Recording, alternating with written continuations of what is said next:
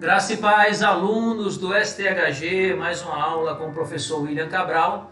Essa é a turma do Pleno e a aula é sobre Introdução à Teologia Cristã.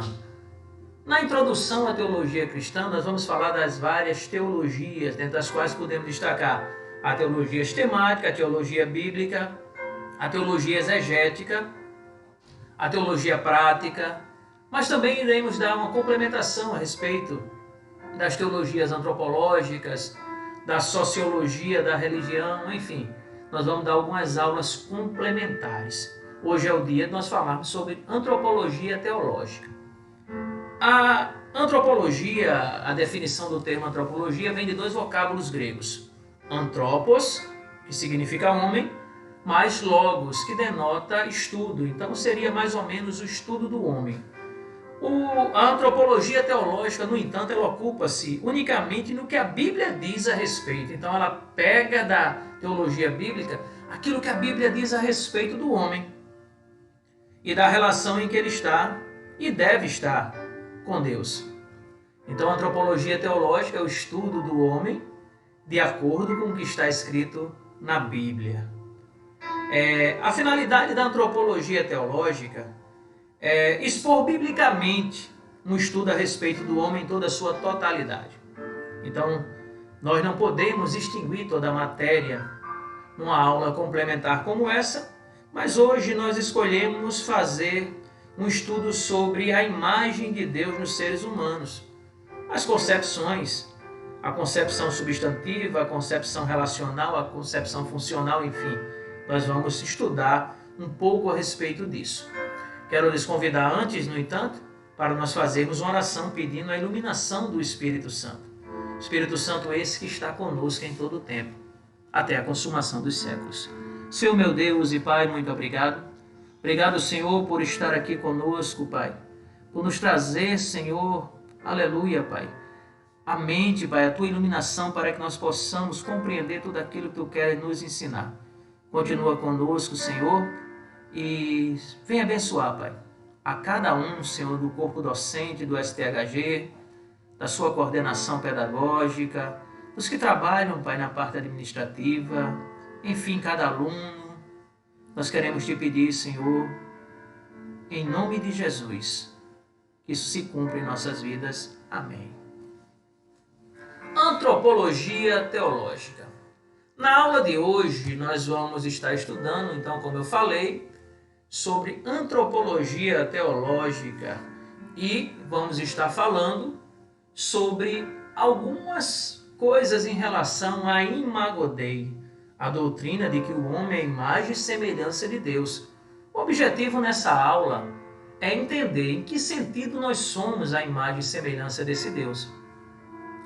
Queremos também pontuar se existe ou não diferença entre imagem e semelhança.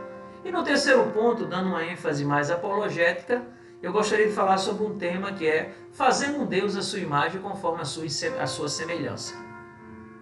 Esses três objetivos da aula. Vamos começar então já com a questão da Imago Dei. Em Gênesis capítulo 1 e verso 26, a palavra de Deus diz: façamos o homem à nossa imagem conforme a nossa semelhança. Para que nós entendamos o que é que está dizendo esse versículo, nós precisamos ir lá para o início de Gênesis. Gênesis capítulo 1, versos 1, 2 e 3, quando diz assim: no princípio criou Deus os céus e a terra. A terra era sem forma e vazia, havia trevas sobre a face do abismo, e o Espírito de Deus pairava sobre as águas. Disse Deus: haja luz, e houve luz. Notem que no primeiro versículo o Criador está presente. No princípio criou Deus. Esse Deus é o Deus Pai. Amém? No segundo versículo diz que a terra era sem forma e vazia, ou estava sem forma e vazia, havia trevas sobre a face do abismo e o Espírito de Deus pairava sobre as águas. No segundo versículo nós temos aí o Espírito Santo de Deus atuando também na criação de todas as coisas.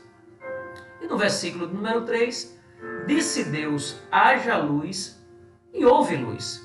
Bom, Me parece que fica claro que o Pai está no primeiro versículo, o Espírito Santo está no segundo versículo, mas o Filho não está de forma tão explícita dentro do texto. Mas como a Bíblia ela é um livro contextual, quando nós chegarmos na leitura do Evangelho segundo escreveu São João, nós poderemos então interpretar perfeitamente que o Filho também estava ali no início. Vamos ver o que aqui diz? João capítulo 1 e verso 1.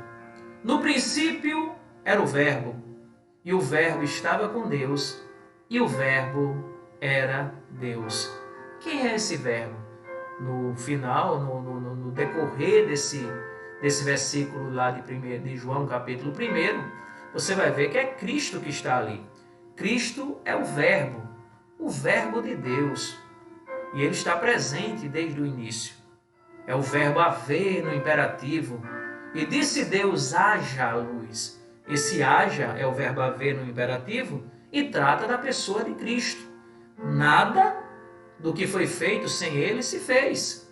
Ele estava presente em toda a criação. Portanto, em Gênesis 1:26, quando a Bíblia fala, façamos o homem à nossa imagem conforme a nossa semelhança, está claro que esse façamos trata-se do Pai, do Filho e do Espírito Santo.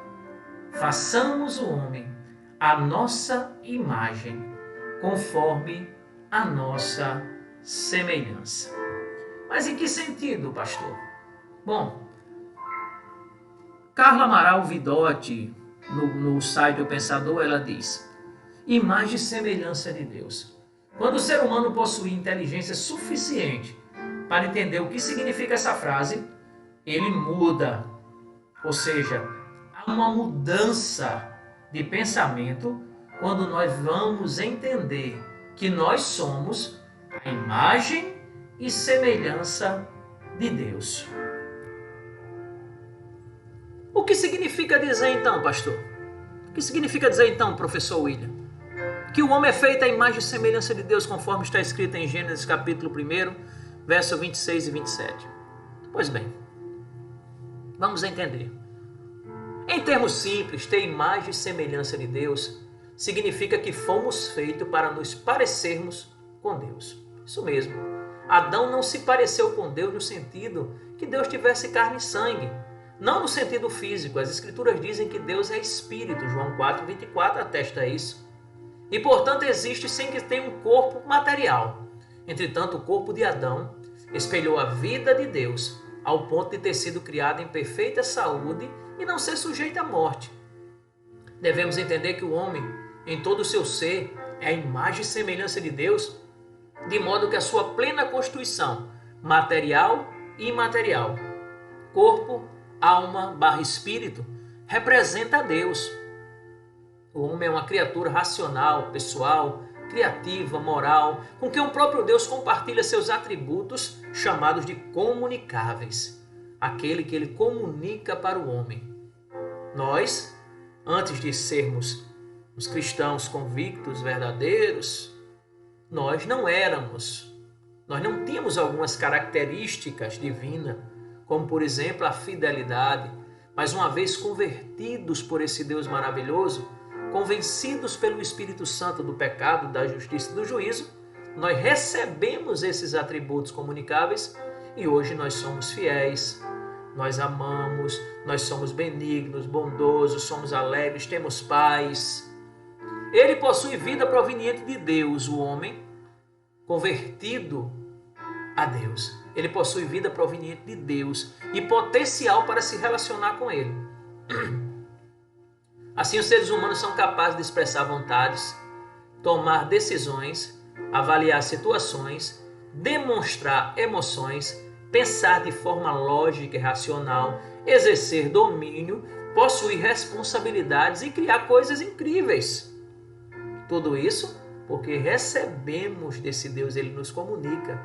Então é nesse sentido que somos imagem conforme a semelhança de Deus. Qual é a diferença entre as palavras imagem e semelhança? Pois bem, para explicar isso eu peguei algumas pontuações do nosso livro base, Teologia Sistemática, de Franklin, a expressão a imagem e semelhança de Deus parece contradizer o apóstolo Paulo quando ele no Novo Testamento diz que somente Cristo é o primogênito de toda criatura e imagem perfeita de Deus. Está lá em Colossenses capítulo 1, verso 15. Esse versículo parece fazer o antigo texto de Gênesis obsoleto. Entretanto, a afirmação do Antigo Testamento, façamos o homem à nossa imagem, conforme a nossa semelhança, não pode ser abandonada. Acontece que nós somos a imagem conforme a semelhança de Deus, mas não temos a perfeição que Cristo tem. Nós ainda estamos num processo, e esse processo é o processo da santificação. Esse processo é como uma escada que todos os dias você sobe um degrau. Todos os dias você se esforça, se segura ali no corrimão da fé, da perseverança, vai subindo, mas tem dias que nós não conseguimos subir um degrau sequer. Nesses dias em que nós não conseguiremos subir um degrau sequer, nós devemos nos apegar ao degrau em que nós estamos para que não venhamos cair dessa escada, da escada da santidade. Portanto, apesar de nós sermos a imagem conforme a semelhança de Deus, ainda não somos plenamente, não refletimos plenamente essa imagem. Na Bíblia são aplicadas para se referir ao mesmo termo, mesmo significado, os termos hebraicos teslen e demush são traduzidos como imagem e semelhança respectivamente. Apesar de que na Bíblia a palavra imagem e semelhança são sinônimos, tá? A Septuaginta, que é a versão grega do Antigo Testamento, e a Vulgata, que é a versão latina da Bíblia, inseriram um i, entre essas duas expressões. Na frase em hebraico não existe nenhuma conjunção entre essas duas. Essa conjunção de ligação i, imagem e semelhança, não existe no original. Isso significa que no original nós lemos a nossa imagem conforme a nossa semelhança, e não a imagem e semelhança, denotando duas coisas completamente diferentes. No entanto, no português, a imagem é aquilo que reflete o que você é. Um ícone, por exemplo, quando você se olha no espelho, você vê a sua imagem, mas aquela imagem não tem os mesmos atributos que você tem. É apenas um reflexo daquilo que você representa. Até tem semelhança contigo, porém, de modo algum, a imagem será você. Assim também somos nós. Nós somos a imagem conforme a semelhança de Deus. Porém, não somos Deus. Deus é um ser completamente diferente do homem. Deus é um ser ilimitado. Deus é um ser incriável. Deus é um ser imensurável. Deus é um ser perfeito, enquanto o homem é limitado, é falho, pode ser medido pelas suas ações. Medite nisso. Segundo Santo Agostinho, onde se dá a imagem, se dá imediatamente a semelhança. Mas onde há uma semelhança, não há imediatamente uma imagem. Octaginta Trium Quest. Imagem não acrescenta ao conceito de semelhança. Uma imagem imita outra coisa e depende sempre da mesma coisa que imita. A imagem é, pois, uma semelhança que depende necessariamente de outro e deriva do ato de imitar. Quando você se olha no espelho, a sua própria imagem, aquela imagem projetada, apesar de refletir com fidelidade o seu ser, ela não é você.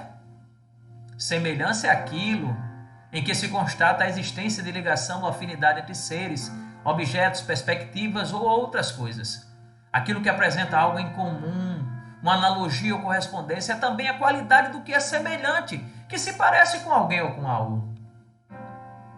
Deus nos fez a sua imagem conforme a sua semelhança. Mas nós não refletimos a fidelidade da imagem de Deus. Isso porque houve a queda, o lapso. Adão sim. Adão tinha algumas características diferentes.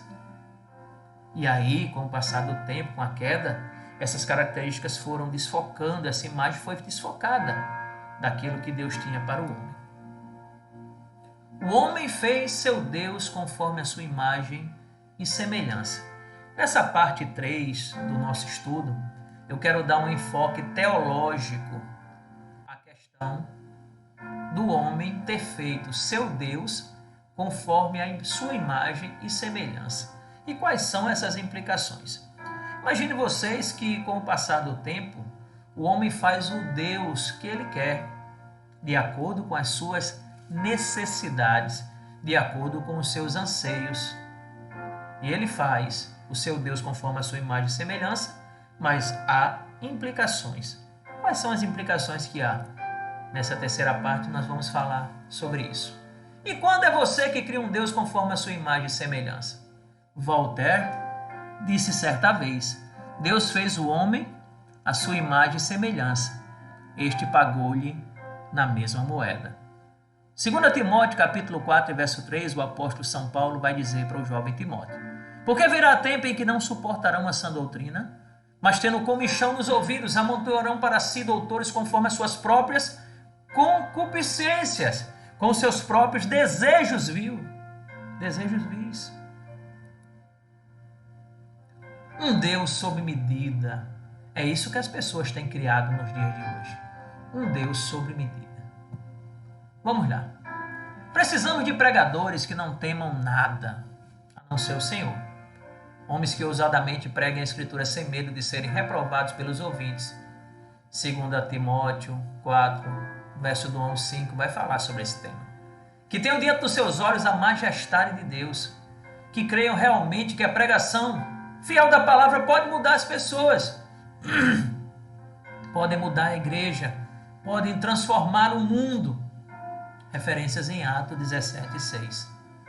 Charles Spurgeon, o príncipe dos pregadores, disse essa citação: as palavras da Escritura emocionam a minha alma, como nada mais.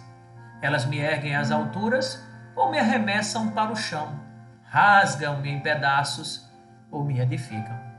Note que o príncipe dos pregadores não estava interessado naquilo que ele iria sentir no que ele estava pregando, mas ele iria pregar a palavra de Deus em toda a sua plenitude e da forma que Deus o havia mandado.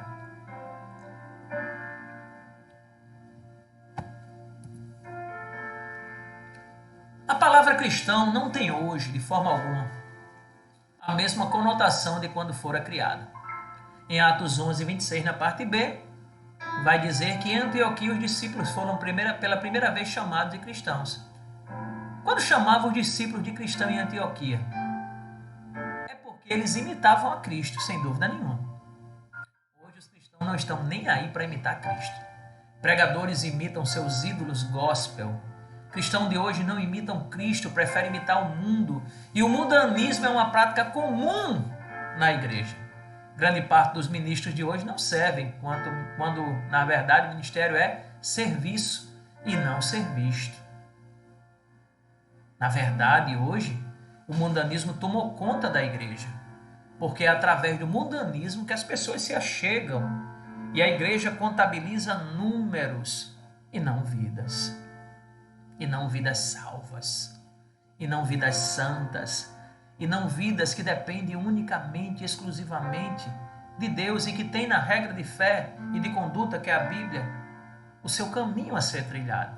Infelizmente, nesse enfoque apologético eu preciso dizer, estamos vivendo em tempos difíceis de manejar, onde as pessoas sentem comichão nos ouvidos ao escutar a verdadeira palavra de Deus. Deus nos criou a sua imagem conforme a sua semelhança, e quanto mais próximo dele, mais parecidos com Deus seremos. Na contramão do que manda a Bíblia, o homem pós-moderno está criando deuses conforme a sua própria conveniência.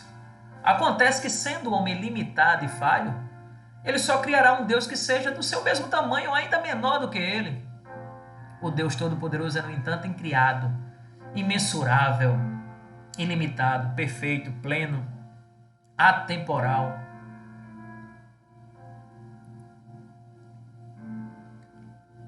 Peguei 5 sinais de que você está criando um Deus conforme a sua imagem e semelhança.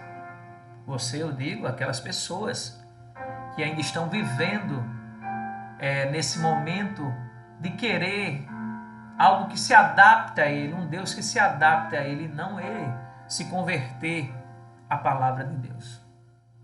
Um Deus sob medida. Você acha que Deus não pode resolver seu problema porque você mesmo não conseguiu resolvê-los. Então você limita o poder de Deus, criando um Deus do seu tamanho. Parabéns! Você conseguiu criar um Deus tão pequeno quanto você, porque você achou e limitou o poder de Deus na tua vida. Você acha que Deus tem as mesmas crenças que você tem. Portanto, você não precisa mudar em nada. Sua filosofia é: pau que nasce torto, morre torto. Você criou um Deus que não tem poder para mudar. Um Deus que não exigirá mudança. Então, essas pessoas que criam um Deus assim, elas sempre observam as outras pessoas e dizem: aquela ali não tem jeito não.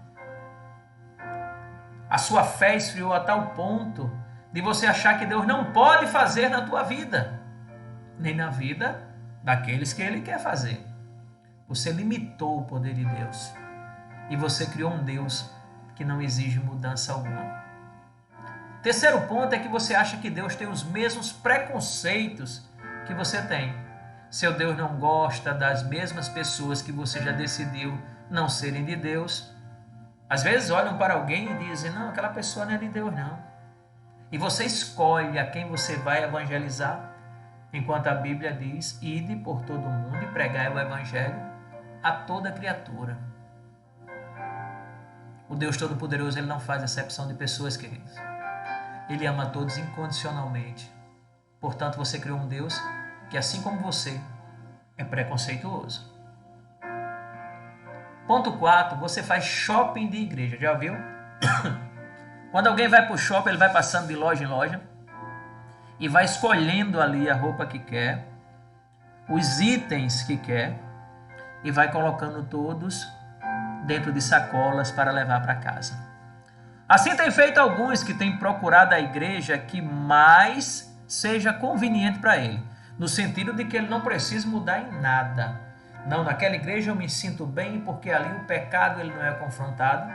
Naquela igreja eu me sinto bem porque eu posso ir com roupas sensuais, eu posso viver uma vida dissoluta, o pastor não pega no pé, a palavra de Deus pouco é pregoada, é mais cânticos toda hora, então aquela igreja é a minha igreja. Você escolhe a igreja que mais se adapte com suas condutas, de certa forma errôneas, fica procurando até se sentir à vontade. Uma igreja que não vai lhe desafiar a mudar, mas você procura uma igreja que lhe agrade. E o Deus dessa igreja, às vezes, não é o Deus criador de todas as coisas. Você faz shopping de igreja e você procura um Deus sob medida para você. A quinta e última parte, eu quero dizer que você só lê as partes da Bíblia que lhe agradam. Você é seletista. Então, os termos mais comuns e usuais são aqueles que trazem alento à sua alma, que trabalham o seu ego, que massageiam o seu coração. O Senhor é meu pastor, nada me faltará. Sim, querido, não vai faltar as vitórias, mas também não faltarão as lutas. Não vai faltar realmente o pão, mas também não vai faltar o trabalho. Não vai faltar nada, lhe faltará. Mas você só pega as coisas que diz respeito à sua vontade, aquilo que lhe apraz. Você só lê as partes da Bíblia que lhe agradam, que lhe trazem alento. Você seleciona a palavra que está a seu favor e corta da sua Bíblia a palavra que lhe confronta, que confronta o teu erro, que confronta o teu pecado. Não, isso aí não é para mim, não. Não.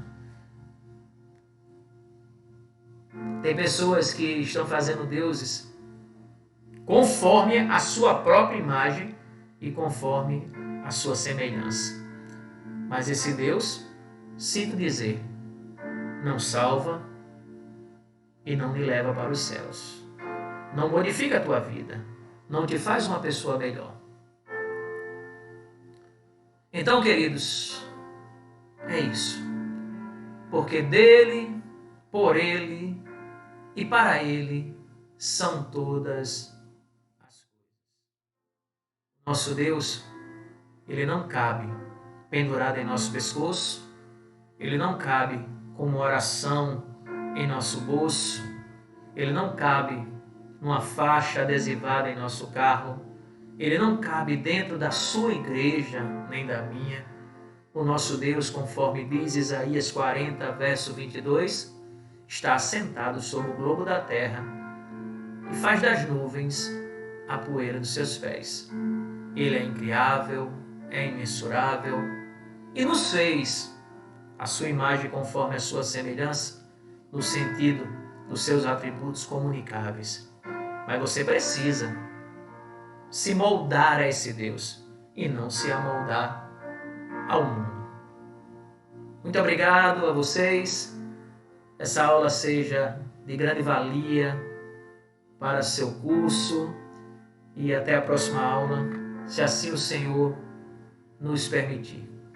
Muito obrigado. Sou o pastor e professor William Cabral do STHG. Estamos esperando vocês assim que tudo isso passar para nossas aulas presenciais. Graça e paz, queridos. Fiquem com Deus.